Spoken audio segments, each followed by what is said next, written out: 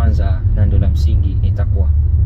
Takwa maana yake imekusanya imani ndani yake, kumwamini Allah subhanahu wa ta'ala. Yani imani ukizungumza ni kumhofu Allah na kumpenda Allah kwa wakati mmoja, ndio imani.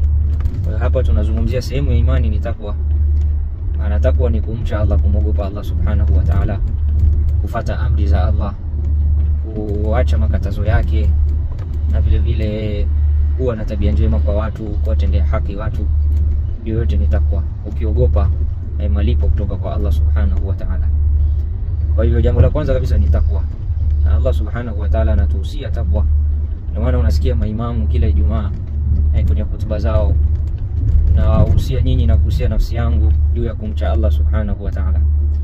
Allah anatuambia katika Qur'ani, katika sura An-Nisa, walaqad wasayna alladhina utul kitaba min qablikum wa iyyakum an ittaqullah, kwamba hakika sisi tumewahusia wale waliokuwa wamepewa kitabu kabla yenu na nyinyi hasa tumewahusia juu ya kumcha Allah subhanahu wa ta'ala.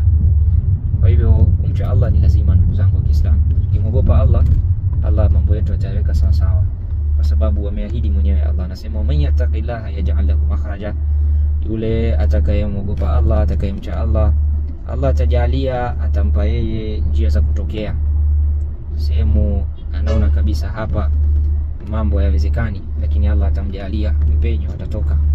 Warzuku min haythu la yahtasib, na vile vile Allah atamruzuku yeye pasina kutarajia. Yani atashangaa tu riziki hii vipi bwana, atashangaa bila yeye kutarajia.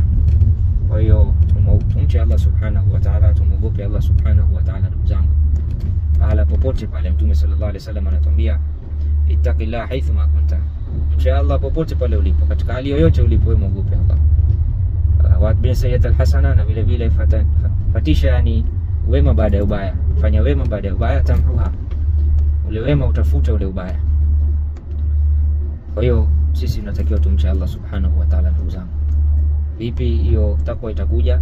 Ni pale tutakapozungumza mara kwa mara, tukawahusia watu juu ya kumcha Allah, tukakumbushana mara kwa mara. Ukizungumza ukafanya da'wa yake, ukawaeleza watu juu ya takwa, na ukawaeleza watu juu ya amri za Allah subhanahu wa ta'ala, na ahadi kwamba ukitekeleza amri za Allah unapata nini, na makemeo ya Allah subhanahu wa ta'ala katika kufanya yale maasi, ukawaeleza watu, basi Allah atajalia wewe pia utapata takwa inshallah. Na jambo jingine ni kumwomba Allah, kwa sababu yeye ndo anamiliki nyoyo za watu. Yeye Allah tujalia tupe takwa, kumwomba Allah, Allahumma arzuqna taqwa waj'alna minal muttaqin.